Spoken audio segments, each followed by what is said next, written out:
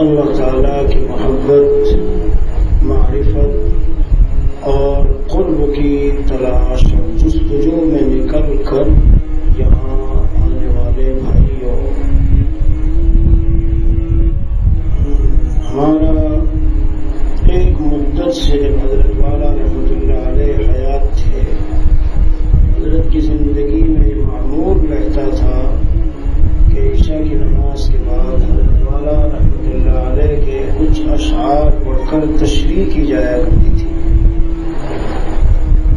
ذہن میں کسی کے آ سکتا ہے کہ اشعار اور شعر و شاعری، اس کا تصوف اور سلوک اور تزکیے سے کیا تعلق؟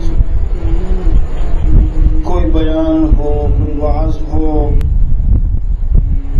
درس قرآن ہو، درس حدیث ہو، تفسیر ہو، سلوک کی کوئی کتاب ہو، مواعظ و ملفوظات ہو تو بات سمجھ میں آتی ہے، لیکن شعر و شاعری کا اس سے کیا تعلق؟ تو میرے حضرت والا رحمت اللہ علیہ فرمایا کرتے تھے کہ لوگ کہتے ہیں کہ حکیم اختر کے یہاں شعر و شاعری اور مشاعرہ ہوتا ہے۔ اس پر حضرت والا رحمت اللہ علیہ جلال میں آ کے فرماتے تھے کہ ان کو یہ پتہ نہیں کہ مولانا جلال الدین رومی نے 28,500 اشعار کہہ کر دنیا سلوک و معرفت کو وہ تحفہ عطا کیا اور ایسی آگ لوگوں کے دلوں میں لگائی کہ جس کو آج تک کوئی اللہ والا جو اللہ والا بن رہا ہے وہ مولانا رومی رحمت اللہ علیہ کے کلام سے تقریباً ضرور مستفید ہو رہا ہے۔ اس لیے میرے عرض کرنے کا منشا کیا ہے، ایک ہے خالی شعر و شاعری اور ایک ہے ایسی شعر و شاعری جو اللہ تعالیٰ کی محبت، معرفت، قرب، زہد فی الدنیا اور لقاء مولا، یاد آخرت، اس طرح کے مضامین پر جو مشتمل ہو تو یہ شعر و شاعری نہیں۔ حضور اقدس صلی اللہ تعالی علیہ وسلم کو ایک مرتبہ ایک صحابی نے اشعار سنائے تو نبی علیہ الصلوۃ والسلام نے فرمایا اور سناؤ، سنائے، فرمایا اور سناؤ، سنائے، پھر فرمایا یہاں تک کہ وہ صحابی فرماتے کہ میں نے 100 ابیات جو ہے حضور صلی اللہ علیہ وسلم کو سنائے۔ اس سے اندازہ لگایا جا سکتا ہے نبی علیہ الصلوۃ والسلام حضرت حسان رضی اللہ عنہ کے لیے مسجد نبوی میں باقاعدہ منبر لگایا کرتے تھے اشعار کہنے کے لیے، اتنی بڑی چیز ہے جی۔ حدیث پاک میں حضور علیہ الصلوۃ والسلام کا فرمان ہے ان من الشعر حکمہ او قال الحکمہ، یعنی بعض اشعار بڑی حکمت کی باتوں پر مشتمل ہوتے ہیں۔ حضرت والا رحمۃ اللہ علیہ کے اشعار کے بارے میں خود حضرت نے فرمایا ہے کہ میں رات کے آخری حصے میں جی کبھی بھی میری اچانک بے قراری اور بے تابی کے ساتھ آنکھ کھل جاتی تھی اور اشعار جیسے ایک دریا امڑ رہا ہو یا سمندر کی جیسے ایک موج ہو، اس طرح سے اندر جوش مارتے تھے، پھر میں ان اشعار کو کہہ لیا کرتا تھا، تو انہیں کہتے الہامی اشعار۔ اسی لیے حضرت نے فرمایا کہ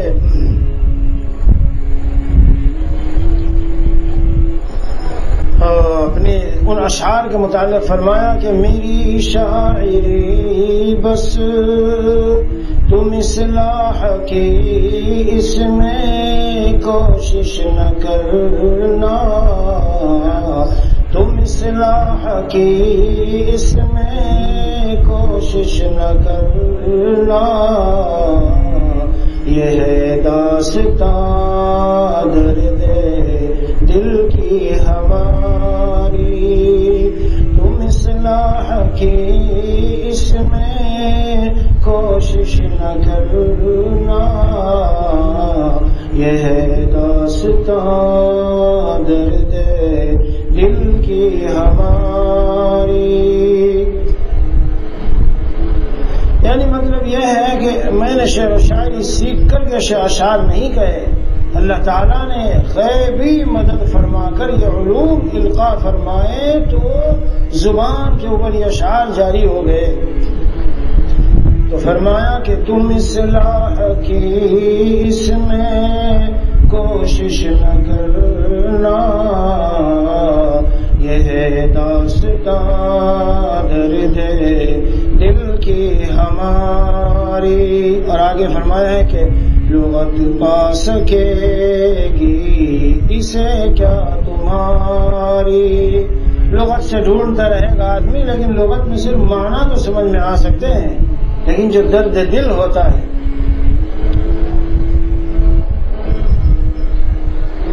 لغت میں معنی تو سمجھ میں آتے ہیں، لیکن جو درد دل اللہ تعالیٰ کی معرفت و محبت جو ایک عاشق اپنی زبان سے بیان کرتا ہے، وہ والی بات نہیں آتی۔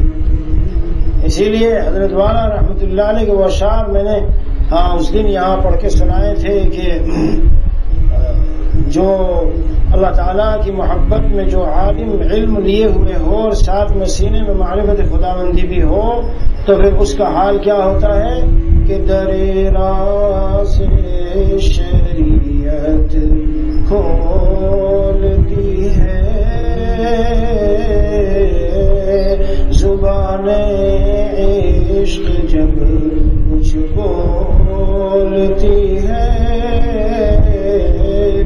اور خرد ہے محب حیرت اس زبان سے بیاں کرتی ہے جو آہو فغا سے، وجہ جو لفظوں سے ہوئے ظاہر معانی وہ پا سکتے نہیں درد نہانی۔ اس کی وجہ لغت تعبیر کرتی ہے معانی، اور محبت کی کہتی ہے کہانی۔ مطلب یہ ہے کہ ایک عام شاعر تو لغت کو دیکھ کے اشعار کہے گا، لیکن اللہ کا عاشق جب اس شعر و شاعری میں نکلے گا تو اس کے اشعار اندر کی خاص کیفیات لیے ہوئے ہوں گے۔ جی اس لیے حضرت والا رحمۃ اللہ علیہ کی مجلس جب ہوا کرتی تھی تو بہت مرتبہ بلکہ کثرت کے ساتھ حضرت ایقر کو حکم دیتے تو چلو کھڑے ہو جاؤ اور اشعار سناؤ۔ تو میں آج بھی حضرت والا رحمۃ اللہ علیہ کے یہ اشعار ہی آپ کو اپنی اس خانقاہ میں سناتا ہوں، کیونکہ ان میں بڑا نور ہے، اور ہر شعر کے اندر قرآن و حدیث کے بڑے معانی اور مطالب اور مفاہیم بھرے ہوئے ہیں۔ اس کا عنوان ہے جس نے سر بخشا ہے اس سے سرکشی زیبا نہیں، جس نے سر بخشا ہے اس سے سرکشی زیبا نہیں، اپنے خالق پر فدا ہو اور غیر اللہ کو چھوڑ، اپنے خالق پر فدا ہو اور غیر اللہ کو چھوڑ، دامن مرشد پکڑ اور نفس کے رشتے کو توڑ، اپنے خالق پر فدا ہو اور غیر اللہ کو چھوڑ، دامن مرشد پکڑ اور نفس کے رشتے کو توڑ۔ یعنی حضرت والا رحمۃ اللہ علیہ نے فرمایا کہ خالق پر فدا ہونا اور غیر اللہ کو چھوڑنا، اگر یہ نعمت حاصل کرنا چاہتے ہو تو اگلے مصرے میں اس کا طریقہ بتایا کہ اس کا طریقہ یہ ہے کہ ایک اللہ والے کے دامن کو مضبوطی سے پکڑ لو، اور نفس سے رشتہ بھی جب ہی ٹوٹے گا، اس لیے کہ نفس اور شیطان ہمارا دشمن ہے، اور جب ہم اس راہ پہ چلتے ہیں تو یہ دونوں دشمن مل کر ہم کو بہکانے پھسلانے کی اور صحیح راہ سے ہٹا کر پٹری سے ہمیں ایک طرف گرا دینے کی کوشش کرتے ہیں۔ تو جو اللہ والا اس راستے پر چلا ہوا ہے اسے پتا ہے کہ کہاں کہاں نفس و شیطان کس طرح سے بہکائے گا، وہ ہمیں متوجہ کرتا رہے گا۔ مگر میرے عزیزوں، شرط یہ ہے اصلاح کے لیے، شرط یہ ہے اصلاح کے لیے کہ اتباع ہو، اعتماد ہو اور انقیاد ہو اور اخلاص ہو، اپنی بیماریوں کی اطلاع دے، بتائے، جو امراض اندر محسوس ہو رہے ہیں ان کی خبر کرے۔ اگر خبر نہ کرے، ایک بیمار ڈاکٹر کو نہ بتائے کہ مجھے کیا بیماری ہے، تو میرے عزیزو کس طرح سے اس کو نفع حاصل ہو سکتا ہے؟ وہ بیمار بتا ہی نہیں رہا مجھے نزلہ ہے، مجھے زکام ہے، مجھے پیٹ میں درد ہے، مجھے سر میں درد ہے، مجھے دل میں کوئی خرابی محسوس ہو رہی ہے، کوئی انکمفرٹیبل کیفیت محسوس ہو رہی ہے، وہ کچھ بتا نہیں رہا ہے۔ جب بتا نہیں رہا تو کس طرح سے اس کا علاج ممکن ہے؟ بالکل اسی پر قیاس کر لینا چاہیے روحانی بیمار کو۔ یہ دونوں قسم کی بیماریاں ہیں، ایک جسمانی بیماریاں اور جسم کا بیمار، اور ایک روحانی بیماریاں اور روح کا بیمار۔ جسم کی بیماریوں کے لیے جس طرح ڈاکٹر کا ہونا ضروری ہے، اسی طرح روح کی بیماریوں کے لیے بھی ڈاکٹر کا ہونا ضروری ہے۔ بعض حضرات اس مسئلے پر بحث کرنا شروع کرتے ہیں کہ پیر مریدی کیا اور کیا یہ ضروری؟ ہم نہیں کہتے کہ پیر مریدی کیا اور کیا ہے ضروری، ان جملوں کو تو ایک طرف رکھو بالا ہے تھا، لیکن صرف اتنا بتاؤ کہ اگر آپ جسم کے بیمار ہو تو کیا کسی ڈاکٹر کا ہونا ضروری ہے؟ نہیں، علاج معالجہ اور دوائی مرض کی تشخیص کے لیے اور دوا کی تجویز کے لیے، جس طرح مرض کی تشخیص اور دوا کی تجویز کے لیے میرے عزیزوں میرے پیاروں ایک ڈاکٹر کا ہونا ضروری ہے اور ایک کا ہونا ضروری ہے، یہ بھی خاص بات یاد رکھیے، خاص نقطہ سمجھ لیجیے۔ اگر کوئی بیمار کتابیں لے کے اور 4 ڈاکٹروں کے پاس ملے اور ملاقات کرے اور ان کی اوپینینز اور رائے لے، یا گوگل پہ جائے اور گوگل پہ جا کے اپنی رائے جو ہے ان کی رائے آرا حاصل کرے، لکھے اس میں میری یہ کیفیت، 4 ڈاکٹروں کے الگ الگ تجویزات دیکھے اور ایک وقت میں ایک کی دوائی، دوسرے وقت میں دوسرے کی، تیسرے وقت میں تیسرے کی، تو بہت جلد یہ شخص میرے عزیز و قبر میں چلا جائے گا۔ بدیہی بات ہے، لیکن لوگ حجت کرنے لگتے ہیں، سوال کرنے لگتے ہیں، سمجھنے والے کے لیے بالکل بدیہی بات ہے۔ جس طرح جسمانی ڈاکٹر کوئی ایک پکڑنا پڑے گا، اسی کی دوائی کو لینا پڑے گا۔ ہاں پہلے دیکھ لو کہ یہ ڈاکٹر اس لائق ہے کہ علاج معالجہ کر سکے اور میں اس سے بیماری کا علاج کرا سکوں، اور کیا یہ قابل اعتماد ہے، لوگوں نے اس کے علاج معالجے سے شفا پائی ہے، بھروسہ ہے ہمارے اہل تعلق کو، دوستوں کو اور جاننے والوں کو۔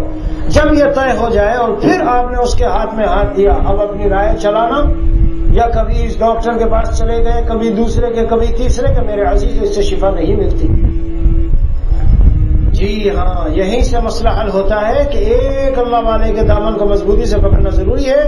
یہ مطلب نہیں کہ دوسرے کے پاس جانا جائز نہیں ہے، حرام ہے، ممنوع ہے، فلاں ہے، فلاں نہیں، سنت اللہ، اسی طریقے سے اللہ کی سنت، اللہ تعالیٰ کا ایک نظام اس طرح سے ہے جی، اس کا ایک طریقہ اسی طرح چلا ہوا ہے مدتوں سے، اور نظام اسی طرح چلا ہوا ہے کہ کسی ایک کا دامن پکڑو اور آگے بڑھو، ترقی ہوگی، ادھر بھی تو تشویش میں آدمی پڑتا ہے۔ اس لیے حضرت والا رحمۃ اللہ علیہ کے پہلے شعر میں جس بات کی طرف توجہ دلائی گئی، دوسرے میں اس کی تجویز پیش کی گئی، سلوشن بتایا گیا۔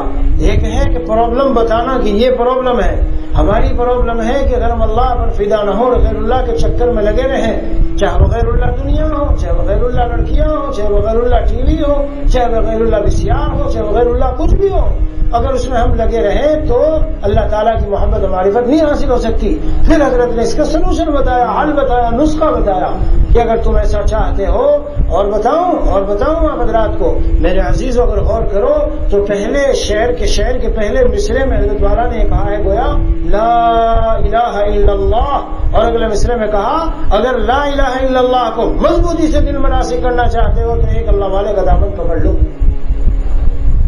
سوال حضرت سمجھائیے تو آپ نے کیا کہا؟ لا الہ الا اللہ میں کیا کہا گیا ہے؟ الا اللہ، ایک اللہ کو مضبوطی سے پکڑ لو، لا الہ سارے غیر کو دل سے نکال کے باہر کر دو، یہی حضرت پہلے مصرے میں فرما رہے ہیں۔ اور اس کلمے کی پختگی اور اس کلمے کے رنگ میں رنگنے کے لیے حضرت نے نسخہ بتایا کہ نسخہ یہ ہے کہ کسی اللہ والے کے دامن کو مضبوطی سے پکڑو۔ مگر میرے بھائی یہاں یہ بات ذہن میں سمجھتے چلیے کہ شیخ متبع سنت و شریعت ہونا چاہیے۔ ہاں اگر متبع سنت و شریعت نہ ہو اور ادھر ادھر کوئی پھنس جائے تو خود بھی ڈوبے گا اور دوسروں کو بھی لے کے بھی ڈوبے گا۔ پہچان کا راستہ، پہچان کی خاص علامت، پہچان کی خاص نشانی یہی ہے کہ دیکھو اس کی زندگی میں سنت ہے، قرآن ہے، اور حکیم الامت تھانوی رحمۃ اللہ علیہ نے دو ایک باتیں اور ارشاد فرمائی. نمبر 1 یہ فرمایا دیکھو اس کی طرف علماء بھی رجوع ہے کہ نہیں، اور نمبر 2 یہ فرمایا اس کے متبعین میں دیکھو زندگی میں تبدیلیاں ہیں، آخرت کی طرف کی یاد دل میں ہے، گناہ چھوٹ رہے ہیں اور اس کے متعلقین میں صلاح اور نیکی آ رہی ہے، تقوی آ رہا ہے، زندگی کے پہلے طور طریقے غلط سلط زندگی چھٹ چکی ہے اور نئی تازہ زندگی عمدہ اسے مل چکی ہے. اگر ایسا ہو اس کے متبعین میں تو سمجھ لو یہ شیخ برحق ہے، اور جب اس کے ہاتھ میں ہاتھ دے دو تو پھر دائیں بائیں ادھر ادھر نہ دیکھو ورنہ راستہ طے نہیں ہوتا. تو سب سے پہلے ہی مصرے میں اگر غور کریں ہم تو ساری زندگی کے لیے ایک نظام، ایک نچوڑ، خلاصہ دے دیا. حکیم الامت مولانا اشرف علی تھانوی رحمۃ اللہ علیہ میرے عزیزوں مجدد تھے، مجدد، اور بہت بڑے فقیہ بھی تھے، مجدد بھی تھے اور فقیہ بھی تھے، فقہ کا بھی بہت بڑے امام تھے اور مفسر تھے، محدث تھے. کیا ارشاد فرماتے ہیں اس دور میں اہل اللہ کی صحبت کو میں فرض عین کہتا ہوں. اور پھر فرمایا ازروع تقوی نہیں بلکہ ازروع مسئلہ، ازروع تقوی نہیں بلکہ ازروع مسئلہ فرض کہتا ہوں. دلیل یہ ہے کہ ایمان کی عبادت فرض ہے اور اس دور میں ایمان کی حفاظت بغیر اہل اللہ کی صحبت کے ممکن نہیں ہے. میرے بھائیوں، بزرگوں، دوستوں، اس کے لیے اگر دلیل چاہتے ہو چند دنوں کے لیے آپ خود یا اپنے بچوں کو کسی اللہ والے کے پاس رکھ کر مہینہ 2 مہینہ دیکھ لو. ایک طرف آپ کی سال کی اولاد کے بارے میں کوششیں اور اپنے متعلق کوششیں نیک بننے کی، اور ایک طرف چند مہینے کسی اللہ والے کے ساتھ رہنا، دونوں میں بہت بڑا فرق ہوگا. اس لیے حق تعالیٰ کا ارشاد ہے يا أيها الذين آمنوا اتقوا الله وكونوا مع الصادقين. اے ایمان والو اللہ سے ڈرو. یہ تقوی کا جو حکم ہے اس کا حصول کیسے ہوگا یا حاصل کیسے ہوگا تو اللہ تعالیٰ نے اگلی آیت کے حصے میں اس کا طریقہ بتا دیا. وَكُونُوا مَعَ الصَّادِقِينَ، اور اللہ والوں کے ساتھ ہو جاؤ. یہ گویا پہلی آیت میں جو حکم ہے اتقوا اللہ، اللہ سے ڈرو، آیت کے اگلے حصے میں اس کا طریقہ بتایا گیا کہ تقوی کے حصول کا آسان راستہ ہے کونوا مع الصادقین، اللہ والوں کے ساتھ ہو جاؤ. میرے عزیزوں، ہمارے حضرت والا رحمۃ اللہ علیہ نے علامہ سید محمود البغدادی آلوسی مفسر روح المعانی کے حوالے سے لکھا ہے کہ کتنا رہنا چاہیے اللہ والوں کے ساتھ.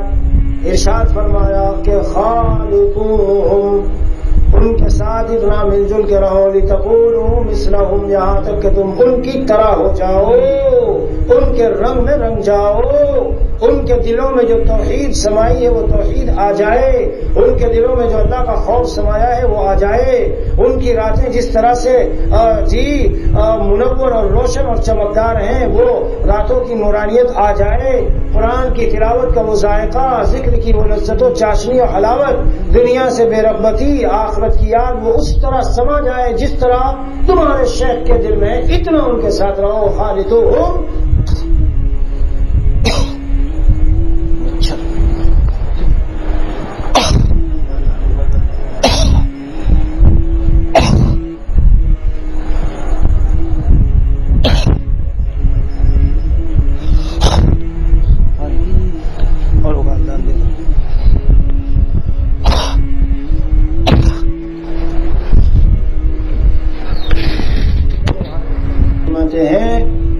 خالطوہم لتکونوا مثلہم، تم ان کے ساتھ اتنا رہو یہاں تک کہ تم خود ان کی طرح ہو جاؤ.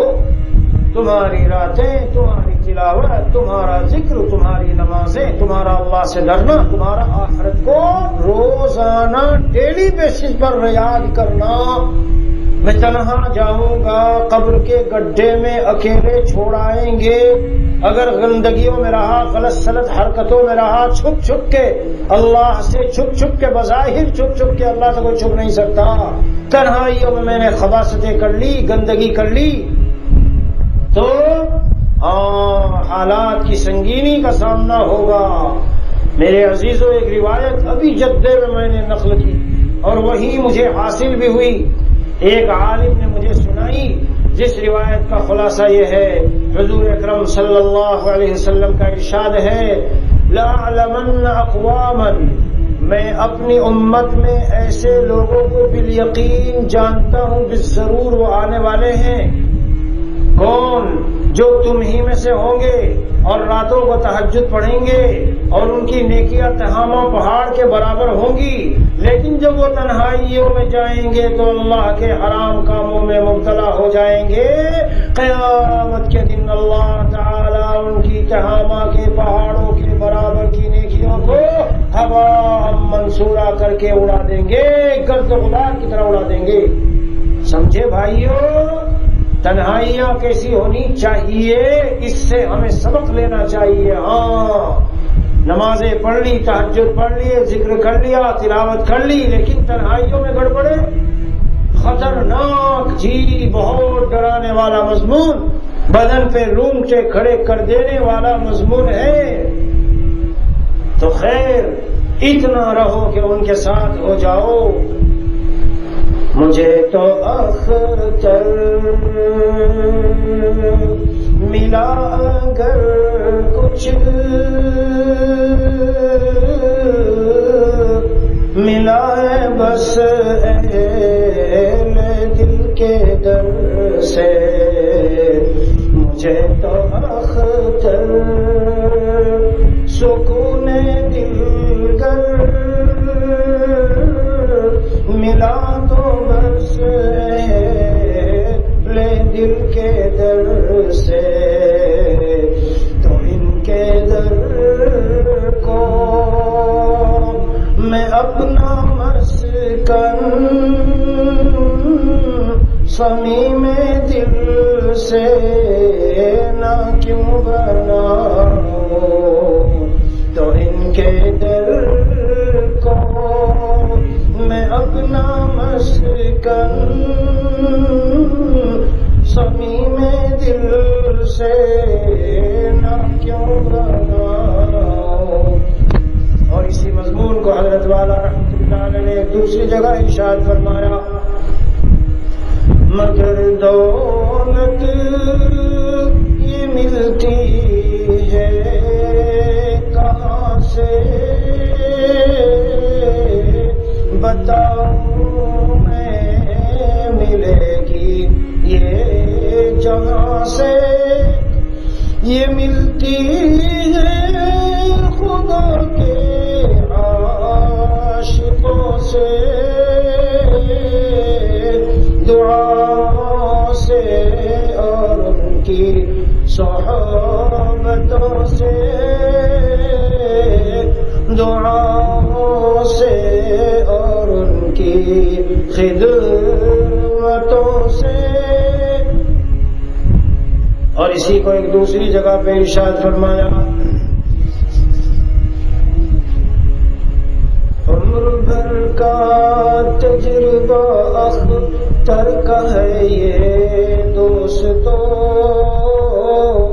عمر بھر کا تجربہ اختر کا ہے یہ دوستو، گر خدا چاہو تو پہلے، گر خدا چاہو تو پہلے عاشق ابرار ہو، گر خدا چاہو تو پہلے عاشق ابرار ہو۔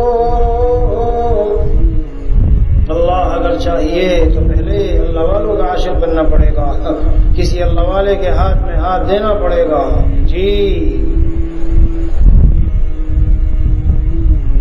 اسی کو ایک دوسرے مقام پر کسی شاعر نے کیا کہا ہے کہ ہوا کے رخ بھی بدل گئے۔ جی کیا مصرع ہے؟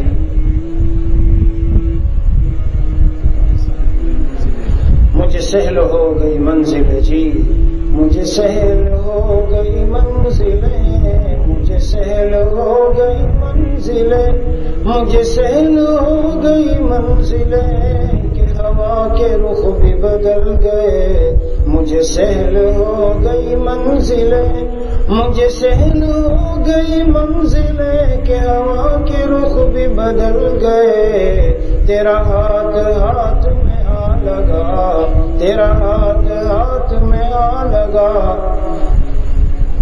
کہ تیرا ہاتھ ہاتھ میں آ لگا کہ ہوا کے رخ بھی بدل گئے. خلاصہ اس شعر کا بھی یہ ہے کہ جب اللہ والوں کے ہاتھ میں ہاتھ دیا تو ترقی ہوتی گئی، اور جو پہلے میری زندگی کا حال تھا وہ حال بدلتا چلا گیا.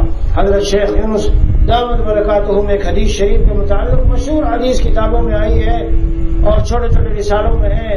لکل شیء معدن ومعدن التقوى قلوب العارفین. ہر چیز کی ایک کان ہوتی ہے جہاں سے وہ نکالی جاتی ہے، جیسے نمک کی کان ہے، کوئلے کی کان ہے، جی اسی طرح پیٹرول کی جگہ ہے. اس طرح سے مختلف چیزوں کی کانیں جہاں سے وہ نکلتی ہے. حضور اکرم صلی اللہ علیہ وسلم نے فرمایا ومعدن التقوى قلوب العارفین. کتب العارفین نہیں فرمایا، اللہ والوں کی کتابیں نہیں فرمایا نا، اور مواعظ العارفین اللہ والوں کے بیانات نہیں فرمایا. نہیں نہیں نہیں نہیں نہیں اندازہ لگاؤ دوستو کیا فرمایا؟ قلوب العارفین، اللہ والوں کے دل. تو جس کو یہ معرفت اور اللہ کے قرب کا خزانہ لینا ہو، اللہ والوں کے دلوں سے اپنے دلوں کو قریب کرنا پڑے گا. حضرت والا اس کو فرماتے تھے آگ لگتی نہیں لگائی جاتی ہے، یہ آگ لگتی نہیں لگائی جاتی ہے. جی ہاں، قریب دل ہو تو اللہ کی محبت کی آگ اس دل سے اس دل میں منتقل ہو جاتی ہے، مگر ظاہر ہے کہ ایک مدت تک رہنا ہو.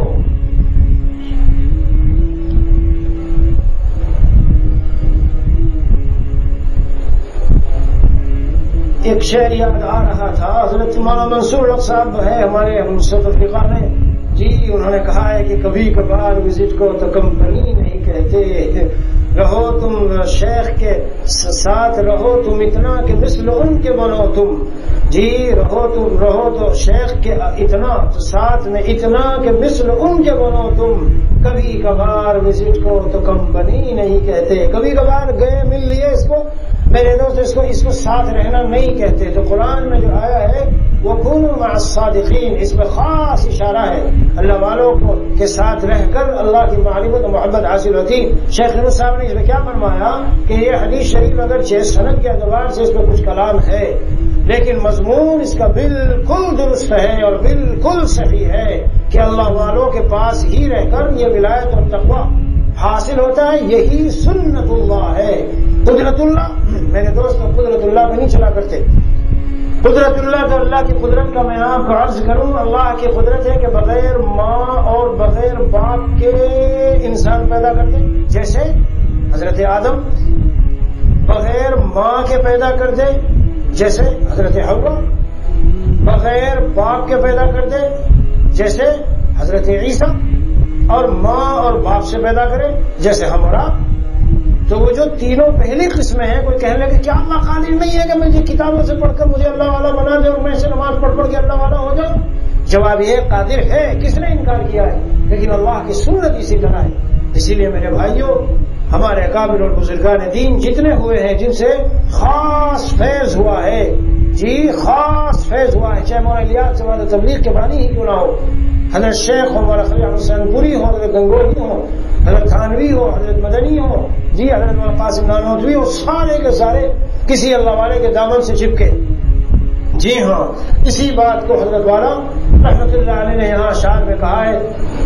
حضرت کے ایک شعر پر پورا بیان ہوا کرتا تھا جب حضرت کی مجلس ہوتی تھی اور حضرت تشریف فرما ہوتے تھے. دوبارہ حال کو تو کیفیات ہی الگ ہوتی تھی. جی بہرحال یہ اشعار سنو آپ. اپنے خالق پر فدا ہو اور غیر اللہ کو چھوڑ، اپنے خالق پر فدا ہو اور غیر اللہ کو چھوڑ، دامن مرشد پکڑ اور نفس کے رشتے کو توڑ. اور خاک ہو، بہت بڑی رکاوٹ اس راستے کی، خاک ہو جائیں گے قبروں میں حسینوں کے بدن، خاک ہو جائیں گے قبروں میں حسینوں کے بدن، عارضی دلبر کی خاطر راہ پیغمبر نہ چھوڑ، عارضی دلبر کی خاطر راہ پیغمبر نہ چھوڑ۔ تشریح بہت ہے، وقت کم ہے جی۔ یہ سب سے بڑی اس زمانے کی 90%، بلکہ میں نے ایک بار بیان میں حضرت والا رحمۃ اللہ علیہ کے یہاں کہا 95% لوگ آج اسی مرض میں مبتلا ہے، حسن پرستی۔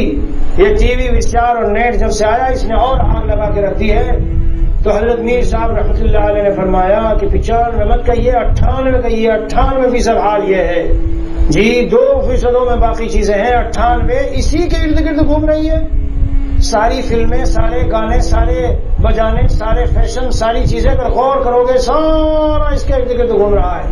عورتیں اور بے حیائیاں اور گانے اور ناچ اور فلمیں، سارا سب کیا ہے؟ سب یہی کھیل تماشے۔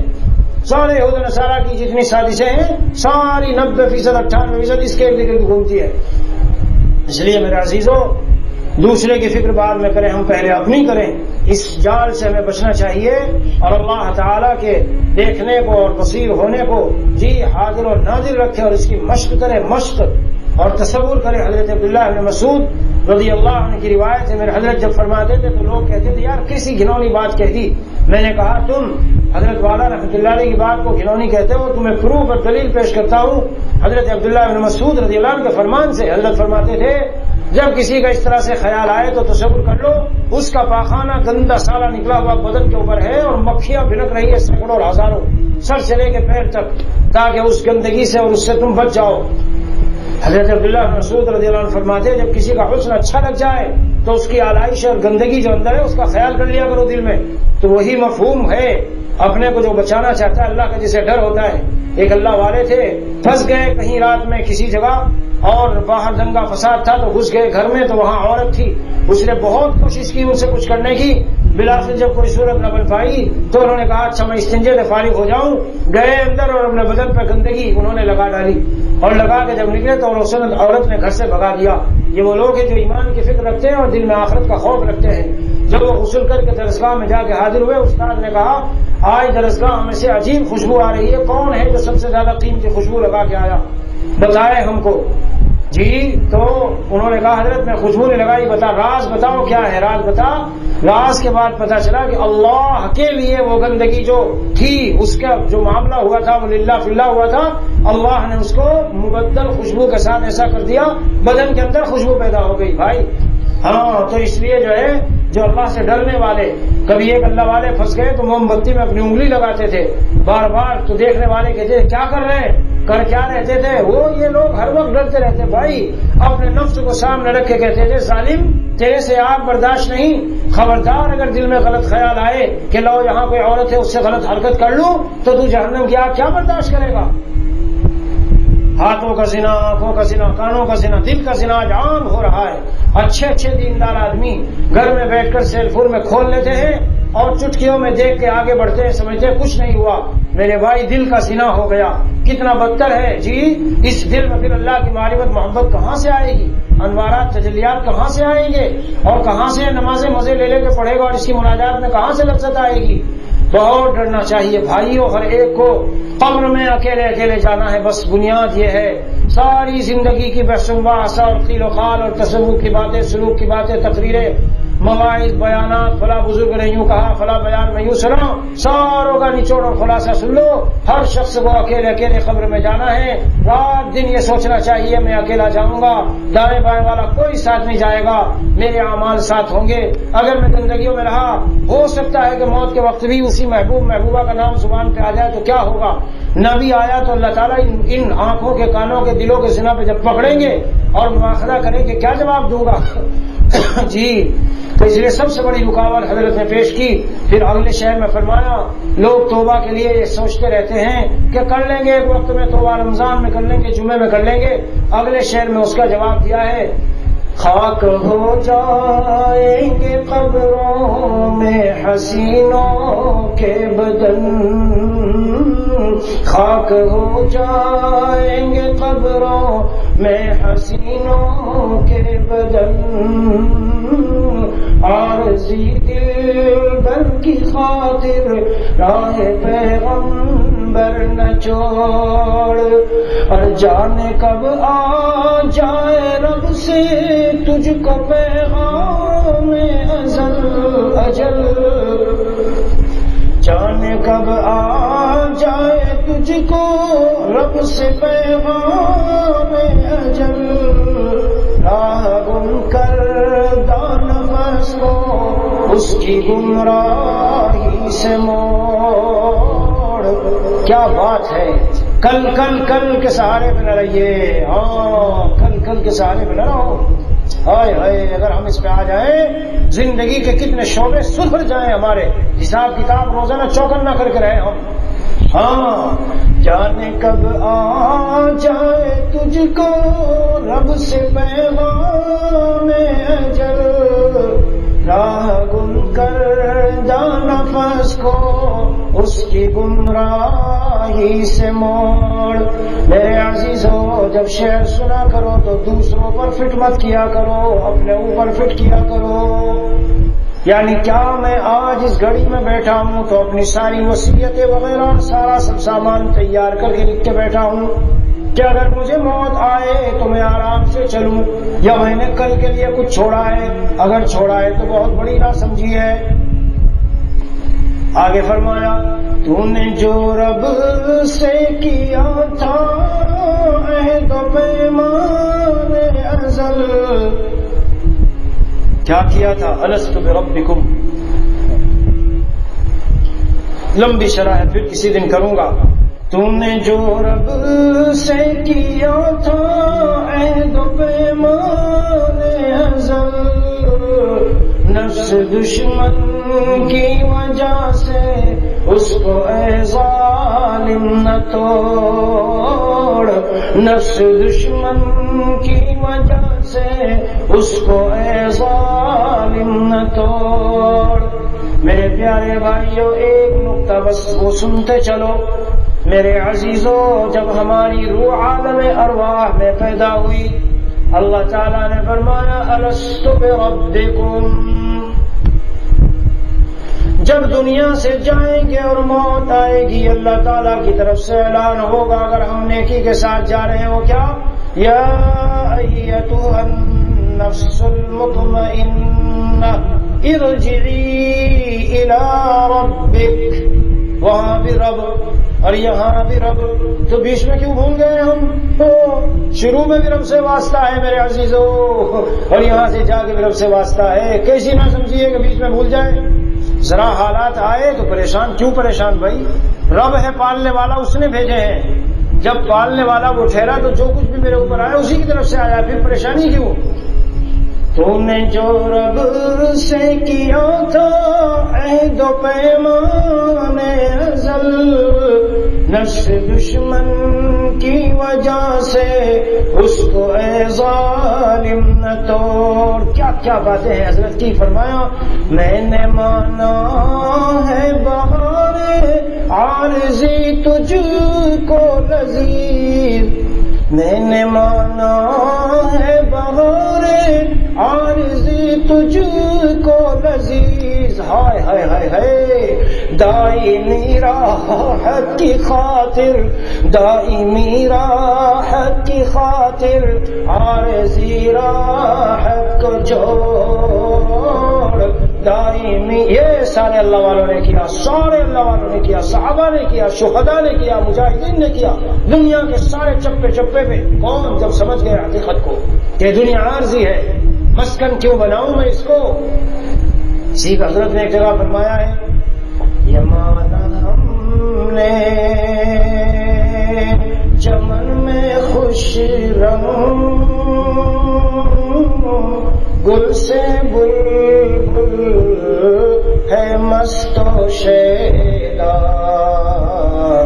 مگر نشے من جو عارضی ہو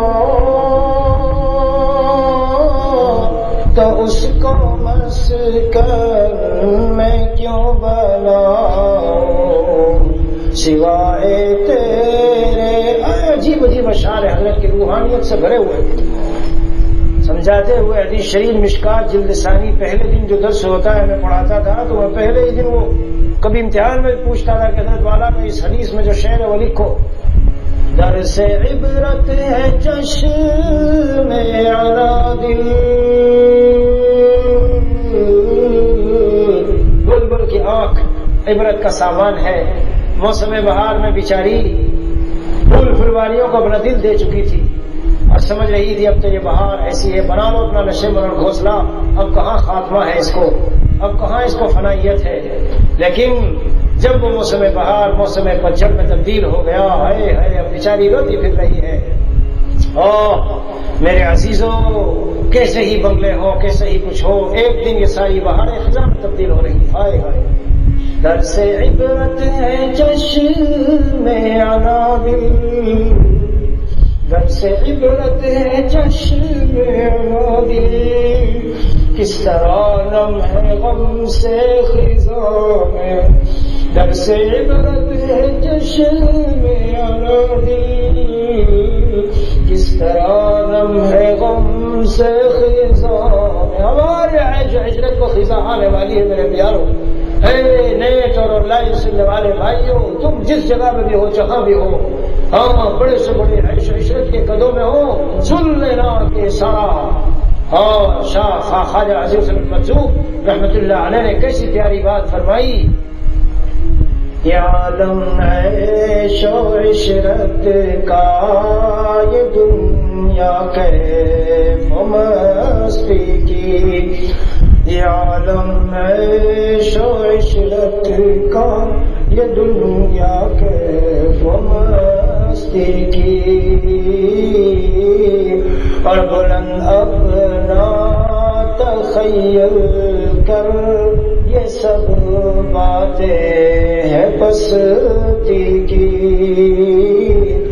اور جہاں در اصل ویرانہ ہے گو صورت ہے بستی کی، جہاں در اصل ویرانہ ہے گو صورت ہے بستی کی.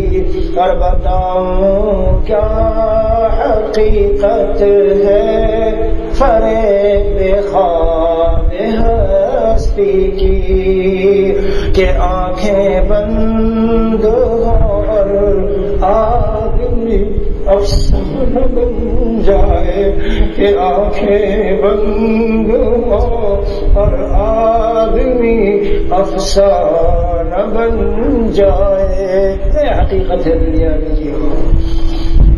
ہائے ہائے ہائے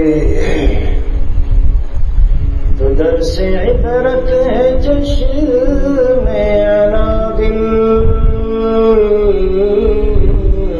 کس طرح لمحے غم سے خزاں میں. اسی کو حضرت فرما رہے ہیں، میں نے مانا ہے بہارے عارضی تجھ کو لذیذ، میں نے مانا ہے بہارے عارضی تجھ کو لذیذ. دائمی راحت کی خاطر عارضی راحت کو چھوڑ، دائمی راحت کی خاطر عارضی راحت کو چھوڑ. اور جس نے سر بخشا ہے اس سے سرکشی زیبا نہیں، جس نے سر بخشا ہے اس سے سرکشی زیبا نہیں. اس در جانا پہ سر رکھ اور در بت خانہ چھوڑ، اس در جانا پہ سر رکھ، اس در جانا پہ سر رکھ اور در بت خانہ چھوڑ، اس در جانا پہ سر رکھ اور در بت خانہ چھوڑ. اگر فرماتے ہیں کہ یہ راستہ لومڑیانہ انداز سے حرکتوں سے طے نہیں ہوتا، اس کو ہمت مردانہ چاہیے. جی شیر نر والی ہمت چاہیے، ہمت مردانہ اے ظالم تو کر اب اختیار، ہمت مردانہ اے ظالم تو کر اب اختیار، راہ سربازی میں اپنی ہوئے روباہی کو چھوڑ، راہ سربازی میں اپنی ہوئے روباہی کو چھوڑ۔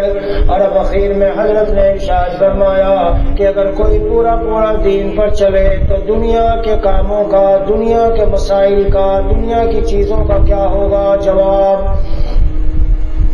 دین جس کا ہے اسی پر آسرا اختر کرو،